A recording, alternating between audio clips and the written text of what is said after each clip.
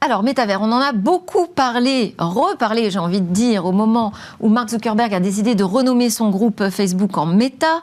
On s'est dit là, ça y est, il se passe quelque chose, on va rentrer dans des mondes immersifs, c'est en train de devenir une réalité, mais finalement, on a toujours un peu de mal à capter ce qu'on met derrière ce terme métavers. Alors, Adrien, je disais, vous avez participé à une mission exploratoire sur ce sujet. Est-ce qu'on a une définition aujourd'hui qui fait consensus ? Au titre du rapport exploratoire, on a préféré utiliser le pluriel, puisqu'il y a des métavers plutôt qu'un métavers au singulier. Et cette difficulté de définition, on la retrouve parce que chaque entreprise qui développe son projet essaye d'une manière un peu marketing de nous dire par une prophétie autoréalisatrice que c'est sa manière de voir les choses qui va s'imposer à tous. Les métavers, nous, on les a définis comme des simulations d'espaces virtuels qui sont en 3D, en temps réel, partagés et qui sont pertinents. C'est-à-dire que si vous sortez de cette simulation virtuelle, elle continue à tourner. Mais alors, simulation et virtuelle, ça fait deux choses assez proches. Donc, on ne simule pas du réel, on crée vraiment, on innove totalement, on crée des univers totalement virtuels. C'est ça que vous voulez nous dire ? Oui, c'est-à-dire qu'il y a plusieurs modalités d'accès. Ça peut être avec certains outils de casques de réalité virtuelle, des lunettes de réalité augmentée, des téléphones portables. Il n'y a pas encore un outil qui s'est véritablement imposé encore aujourd'hui. Ouais. La définition qu'on a donnée, c'est celle vers laquelle on tend à aboutir, mais il existe soit, selon certains, aucun métavers ou que des proto-métavers, c'est-à-dire des projets qui sont en cours de développement. Ça dépend de ce que vous mettez justement dans cette définition. Et en France, on a bien vu, peut-être qu'on en parlera un peu plus tard, mais qu'il y a deux grands écosystèmes traditionnellement, ceux qui viennent plus des technologies immersives et toute une mouvance aussi qui se basait beaucoup plus sur les technologies de registres distribués, les blockchains, qui essayaient aussi d'utiliser ce terme métavers il y a quelques mois au moment d'une vague un peu plus hype. Oui, c'est ça, comment on rentre tout ça dans le Web 3. Alors, on va s'intéresser à ces réalités virtuelles, ces mondes immersifs. Est-ce qu'aujourd'hui, on voit des exemples très concrets d'utilisation en entreprise, Jean-François Gaudy ? Alors oui, certainement. Est-ce que ce sont des métaverses ou le métaverse, en tout cas, qu'on utilise en entreprise, je ne sais pas, mais en tout cas, ce sont des technologies qu'on retrouve dans le métaverse, à savoir la réalité virtuelle et le côté immersif de la réalité virtuelle, qu'on retrouve vraiment en entreprise. Alors pourquoi ? Parce que typiquement, l'immersion qu'on peut avoir grâce à la réalité virtuelle, et en particulier grâce à des dispositifs tels que les casques de réalité virtuelle, ce qui est intéressant, c'est que ça permet vraiment de s'immerger et de vivre pleinement la scène de manière à pouvoir la revivre. Ce qui est intéressant dans ce cas, c'est de pouvoir former les gens à ce qu'ils vont pouvoir trouver dans la réalité plus tard dans leur entreprise, et par exemple de les mettre en face de situations qui peuvent être complexes, de les faire répéter, en gros de créer des simulateurs de ce qui va se passer plus tard dans leur entreprise et qui vont pouvoir répéter. Et donc, ça existe déjà, on ne parle pas du futur là. Alors ça existe, et en plus ça existe depuis longtemps. Les industriels, en fait, je pense aux constructeurs automobiles par exemple, ont utilisé des dispositifs qui permettaient de faire de la réalité virtuelle, en tout cas de plonger les gens à l'intérieur d'un environnement pour pouvoir tester leurs réactions, leur appétence à tel ou tel dispositif dans une voiture par exemple, depuis longtemps. Donc, alors là, c'est intéressant parce que là, on est quand même dans la simulation d'événements qui ne sont pas encore arrivés ou dans des dispositifs nouveaux. On place l'utilisateur face à un événement auquel il n'a pas forcément été préparé, puis on l'entraîne. Mais il y a aussi, dans la réalité virtuelle, les jumeaux numériques où là, on fait quoi ? On reproduit la réalité ? Alors, le jumeau numérique, il a pour avantage, finalement, on peut créer un jumeau numérique de quelque chose qui n'existe pas encore. Ah. On peut créer le jumeau numérique d'une usine qui n'a pas encore été construite, ne serait-ce que pour pouvoir expérimenter dans cette usine la faisabilité de certaines tâches, le fait qu'elle ait été conçue de manière optimum. Pourquoi pas, lorsqu'on dispose des outils suffisants pour cela, d'immerger des personnes à l'intérieur de cette usine et leur demander de travailler comme si elles étaient dans le monde réel. Et là, on va vers le lean. C'est-à-dire qu'en fait, on peut optimiser les mouvements, les emplacements, la manière dont les gens vont réagir dans cette usine avant même qu'elle soit construite, et donc de pouvoir optimiser la disposition par la suite de l'usine. Et quand je parle d'usine, évidemment, vous pouvez transposer ça dans énormément de cas. Et on peut imaginer, par exemple, des bâtiments publics dans lesquels on va vouloir vérifier que l'expérience pour les utilisateurs, et je pense par exemple aux personnes handicapées, va être adéquate. Est-ce qu'on a bien prévu l'ensemble des dispositifs qui sont nécessaires ? Donc des jumeaux, mais du futur. Est-ce que ça, le concept de jumeaux numériques, c'est aujourd'hui le meilleur exemple peut-être le plus concret qu'on puisse donner des métavers ? Je pense que les exemples sont assez transversaux parce qu'on peut aller sur le jumeau numérique des industries. Aussi en matière de santé, il y a des jumeaux numériques du cœur, par exemple, où on fait des simulations pour voir ce qui se passerait dans différentes configurations. Et à l'autre côté du spectre, dans les industries créatives et culturelles, vous avez aussi des répliques de bâtiments, du patrimoine, de monuments qui peuvent être très intéressantes. Notamment ce qu'on a pu analyser. Avec Notre-Dame, d'ailleurs. Et voilà, il y a une expérience qui a été faite notamment par Emissive, qui est très intéressante rétrospectivement depuis le XIIIe siècle. Éternelle Notre-Dame. Éternelle Notre-Dame, qui est très réussie. Après, la question, c'est de savoir si cet univers va être persistant et partagé, ou est-ce que c'est juste une expérience qui est... Enfin, voilà, parce que le concept des métavers se distingue aussi de la réalité virtuelle par ce côté persistant, partagé. Peut-être que tous les cas d'usage n'ont pas besoin d'être persistants et partagés. Mais ce que je voulais dire sur la culture, c'est qu'en France, c'est un de nos avantages compétitifs. Je veux dire, macroéconomiquement, on est une des destinations les plus visitées. Et dans un contexte où il y a économiquement, environnementalement, et de manière aussi sanitaire, peut-être des restrictions qui peuvent arriver dans les prochaines années, comment on peut proposer en France des expériences hybrides culturelles, et ça peut passer par ces répliques numériques aussi de monuments et de musées, avec des expériences qui peuvent être assez inédites à l'intérieur. D'ailleurs, en l'occurrence, d'un point de vue culturel, ce qui est très intéressant, c'est de voir aussi la manière dont les artistes peuvent se saisir des outils qui composent le métaverse, et notamment pour pouvoir créer des expériences immersives, artistique. Et j'ai le souvenir notamment de rencontres très intéressantes, notamment aux rencontres de Arles, où effectivement un ensemble d'artistes présentaient l'utilisation de la réalité virtuelle pour la création d'œuvres. Et ça, je pense que c'est vraiment quelque chose d'extrêmement intéressant aussi à regarder. Alors, on va s'intéresser maintenant à l'intravers. Qu'est-ce que c'est l'intravers ? Réponse en vidéo. Au sein du Mobile World Congress, on voit beaucoup de démonstrations des futurs possibles avec la 5G autour des mondes immersifs. Mais là, ce qui est intéressant, je trouve, sur le stand d'Inetum, c'est la découverte des intraverses. Qu'est-ce que c'est un intraverse, Marion Latapy ? Alors un intraverse, c'est la solution, une plateforme qui a été développée par Inetum qui va permettre aux entreprises de créer leur propre univers virtuel à leur image. Et ce, de manière très simple. Donc pour l'interne, pour des usages en interne. Ça concerne quel type d'entreprise, dans quel secteur c'est intéressant de développer son intraverse ?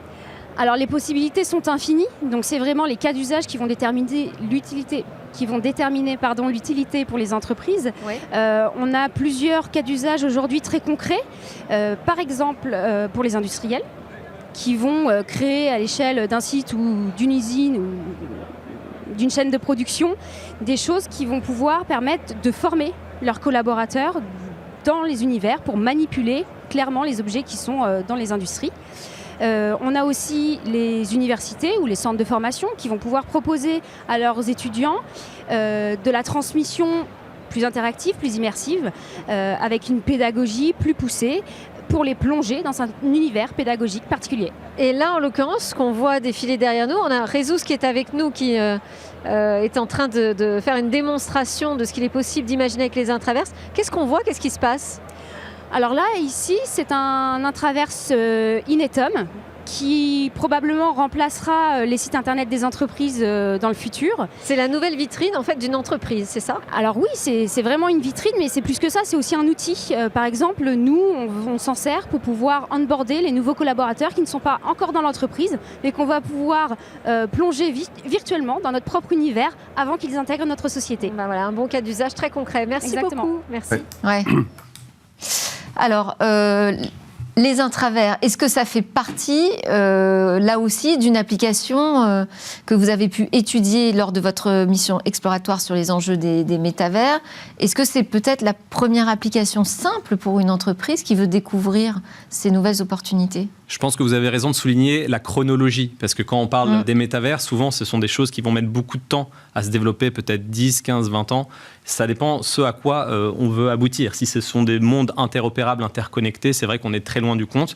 Dans les cas d'application un peu plus court terme, le tout premier cas d'application, ça pourrait être une intersection entre des réseaux sociaux et des jeux vidéo. Le jeu vidéo qui apparaît de plus en plus comme un des arts majeurs du XXIe siècle. Et donc, c'est cette couche en fait, d'interaction. C'est un nouveau média immersif. Donc, ça peut passer par là. Et ça peut passer aussi peut-être, que Jean-François le décrira de manière encore plus précise que moi, sur un exemple type intravers. Il y a, à mon avis, beaucoup de cas d'usage différents. Quels exemples concrets on a aujourd'hui d'intravers, par exemple? Nous, ce qui nous a intéressé, c'est par exemple de prendre l'environnement de notre entreprise pour pouvoir le présenter soit à nos clients, soit à des prospects, soit aux personnes qui nous rejoignent, pour pouvoir les immerger justement dans notre entreprise et pour pouvoir leur présenter ce qu'on fait de manière un petit peu différente. D'ailleurs, ce qui est intéressant, c'est que c'est la notion de persistance qui était soulignée par Adrien tout à l'heure. On s'est posé la question dans un monde d'entreprise, dans un intraverse, du coup, de savoir si on devait conserver cette notion de persistance. Et c'est ce qu'on a décidé de faire, c'est-à-dire d'avoir ce monde de présentation de l'entreprise qui vit tout le temps, sans s'arrêter, et dans lequel on va pouvoir en temps réel retrouver des personnes qui viennent le visiter, qui s'en vont. Parfois elles ne sont pas là, parfois elles sont là. Et puis on va d'ailleurs après ajouter des nouvelles expériences, comme le fait d'avoir potentiellement des avatars qui sont pilotés par de l'intelligence artificielle plutôt que de quelles organisations ça va concerner en premier? Toutes les entreprises aujourd'hui qui peuvent se poser la question effectivement de la manière dont elles veulent renouveler leur communication, mais aussi la manière dont donc communication interne, externe à la fois. Externe, ouais. Pourquoi pas. Et puis la manière dont elles accueillent les nouveaux arrivants, dont elles font... voilà, là il y a toute une partie qui est autour de la communication de l'entreprise et puis de la formation. Et donc des ressources humaines. Des ressources humaines. Pour les RH. Effectivement, on travaille, nous, beaucoup avec nos ressources humaines pour justement favoriser l'accueil, comme je disais, des nouveaux arrivants, pour faire de la formation. Mais les cas d'usage dans le cadre de l'entreprise sont très poussés également sur la partie formation ou mise en situation. Formation, par exemple, aussi dans tout ce qu'on appelle les soft skills, oui. Pour lesquels, en fait, ces technologies immersives sont particulièrement utiles. Même si ça peut être contre-intuitif, parce qu'on se dit, alors sur ces compétences très humaines, on a besoin d'avoir recours à la technologie. Pourquoi pas s'entraîner avec la technologie? Enfin, j'ai toujours un exemple qui me vient en tête, qui est celui de la prise de parole. De la prise de parole en public, devant, pourquoi pas, un public important, le faire se jeter dans le bain. On se retrouve dans la situation du trac face au public. Exactement. Ouais. On peut ressentir ce trac face à un public qui pourtant est simulé. Ouais. En réalité virtuelle, de la même manière d'ailleurs que je vous invite à essayer ces expériences de marcher sur une planche au-dessus du vide en réalité virtuelle. Beaucoup n'y arrivent pas. Ouais. Parce que justement, moi je l'ai fait sur Éternel Notre-Dame. J'étais pas très à l'aise. Hein. On se retrouve à un moment tout en haut de la charpente. On sait pourtant qu'on est sur un sol plat, mais le cerveau a vraiment du mal à gérer les deux. Donc c'est vrai qu'on est en immersion totale. C'est important que les entreprises s'emparent de ces technologies. Quels sont les enjeux qui ressortent du rapport que vous avez remis sur Alors, le rapport est assez long et complet, donc je ne vais pas pouvoir adresser tous les enjeux. Il y a des enjeux déjà d'ordre de santé publique et environnementaux. Il va falloir aussi développer des systèmes qui prennent en considération la fatigue visuelle, musculaire, l'impact que peuvent avoir ces nouveaux usages aussi en termes d'empreinte environnementale, écologique.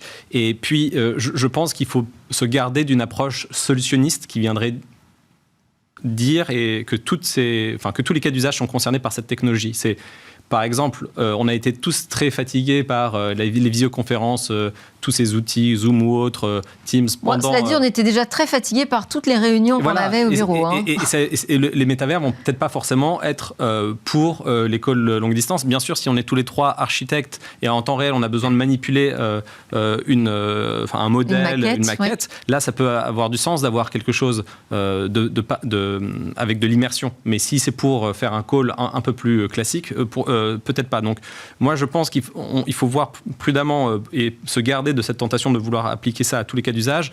La façon dont je perçois les métavers avec Camille François et Rémi Ronfard, qui sont les deux co-rapporteurs avec qui on a rendu le rapport aux 3 ministères, c'est une nouvelle ère esthétique. Il y a potentiellement une nouvelle ère de créativité avec des médias immersifs avec lesquels on peut entrer en interaction. Et c'est pour ça que le vecteur culturel et artistique est particulièrement intéressant. Donc c'est l'enjeu de la France, c'est sur la partie culturelle. Industriel est très important également. Et je disais ça en complément de ce que Jean-François avait très bien déjà présenté. Je pense qu'on parle aussi d'industrie culturelle et créative, après tout. Il y a beaucoup d'enjeux d'ordre de souveraineté et autres. Mais ce que je veux dire, c'est qu'en termes d'ère de créativité esthétique, il faut se rendre compte qu'on a encore du mal à anticiper les usages parce qu'ils ne sont pas encore tous développés à grande échelle, mais c'est le fait de pouvoir rentrer en interaction dans un tableau, de faire danser la danseuse de Degas, c'est le fait de pouvoir avoir un nouveau rapport, par exemple, à des arts auxquels on n'avait pas pensé jusqu'à présent, et donc il faut être aussi prudent mais patient sur les prochaines années avant que ça advienne. Et puis ça veut dire qu'il faut expérimenter, parce que pour savoir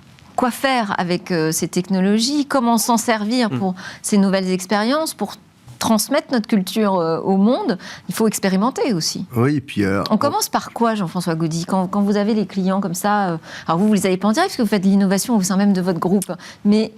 Si, justement, pour le coup, on reçoit des clients et on les immerge dans les mondes qu'on a créés. Vous les acculturez, et qu'est-ce que vous leur dites pour démarrer ?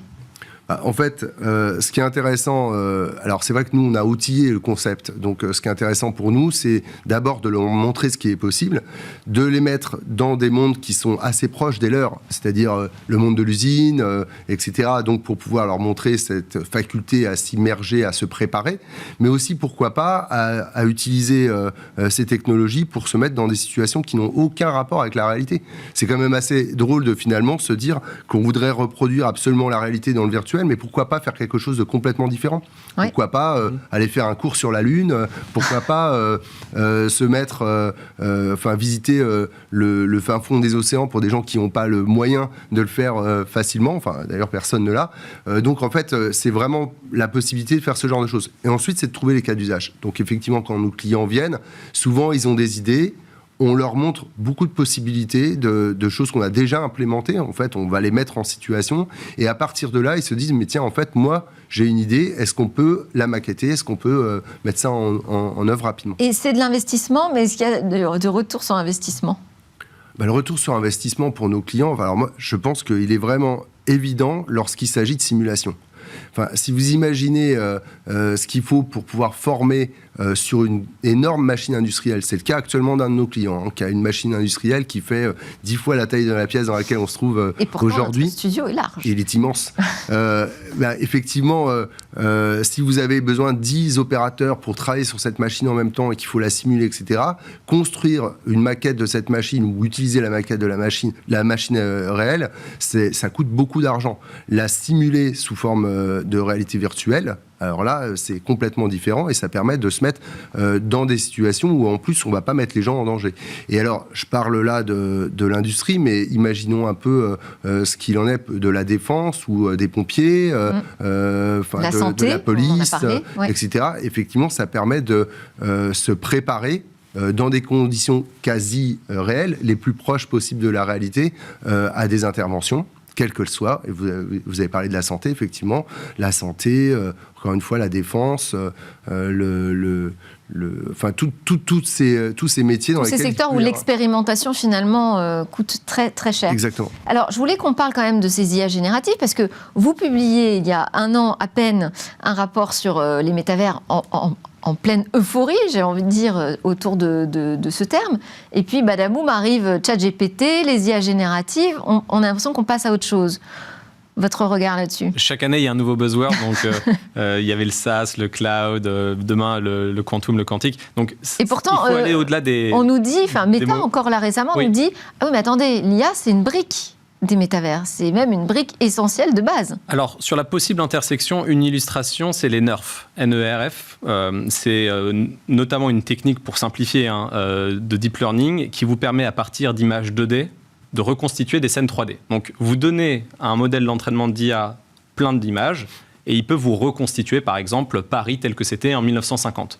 D'accord. Donc, c'est hyper intéressant par rapport à... Tout le monde connaît, je pense maintenant, ChatGPT avec des prompts, c'est-à-dire des données d'entrée qui sont du texte, mais qui donnent différents types de données de sortie, des images. Là, vous pouvez passer de la 2D à la 3D. C'est l'inverse du Polaroid. Le Polaroid, quand c'est sorti, on vivait dans notre vie 3D en temps réel et on a voulu capturer un instant précis. Et là, c'est à partir de cet instant précis, on fait l'inverse. On passe à la 3D. Et ça, en termes de simulation, et c'est là où il y a l'intersection entre potentiellement des algorithmes d'IA qui peuvent venir générer beaucoup plus rapidement du monde 3D. Et je finirai sur cette analogie-là. Il y a 10, 15 ans, 20 ans, c'était de moins en moins compliqué de créer un site internet. Au début, c'était très compliqué, personne ne savait le faire soi-même. Maintenant, tout le monde crée un blog en 2 secondes. Et dans les prochaines années, créer un espace virtuel 3D, ça va être avec des outils no-code de plus en plus simplifiés, et ça va être notamment rendu possible avec des algorithmes d'IA. Même analyse sur une complémentarité ou comment l'IA aujourd'hui s'imbrique dans les projets de métavers? Alors, je rejoins complètement ce qui vient d'être dit par Adrien. Sur la partie génération de la 3D, c'est un pas qui est énorme parce que, en fait, on sait très bien que dans la génération d'un univers virtuel, ce qui coûte cher, c'est justement l'assemblage de toutes ces briques 3D et pour lesquelles on utilise beaucoup de gens qui font de la modélisation 3D, etc. Ouais. Qui vont être extrêmement assistés désormais par des IA génératives. J'espère d'ailleurs que les IA génératives ne feront pas tout le travail toutes seules, et qu'à un moment, on aura quand même des gens aussi qui viendront apporter une touche différente, quand même aussi dans ce qui est généré. Bon, pour l'instant, on voit qu'on a quand même toujours besoin de l'humain, ne serait-ce que pour vérifier le travail. Oui. Bien le décrire aussi. Ça va, voilà, c'est ça. Et bien le décrire. Et ça, c'est métier de prompt. Ça, c'est primordial en IA. Ouais. Absolument. Et donc, du coup, ça, c'est vraiment important. Il y a une autre partie qui est intéressante également, c'est que pour donner plus de vie aussi à ces mondes virtuels, on peut imaginer l'IA venir supporter des avatars qui seront des avatars pilotés dans les mondes virtuels. Et pourquoi pas venir simuler des personnages non joueurs, comme on dit dans les jeux de rôle, où effectivement on va pouvoir dialoguer avec des avatars qui viendront vous mettre encore plus en situation. Donc ça, c'est intéressant. Et d'ailleurs, ça me fait toujours penser en fait au test de Turing.